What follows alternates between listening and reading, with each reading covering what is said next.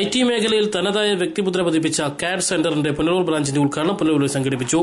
പുനലൂർ പുതിയിടത്ത് ശ്രീകൃഷ്ണസ്വാമി ക്ഷേത്രത്തിന് സമീപമുള്ള union ബിൽഡിംഗിലാണ് കാഡിന്റെ 4ാമത് centre പ്രവർത്തനം ആരംഭിച്ചത്. പത്തനംതിട്ട, തിരുവല്ല, അടൂർ എന്നിവിടങ്ങളിലായാണ് മറ്റ് സെന്ററുകൾ. പുനലൂർ നഗരസഭാ ചെയർപേഴ്സൺ ഗ്രേസി ജോൺ പുനലൂർ സെന്ററിന്റെ ഉദ്ഘാടനം നിർവഹിച്ചു.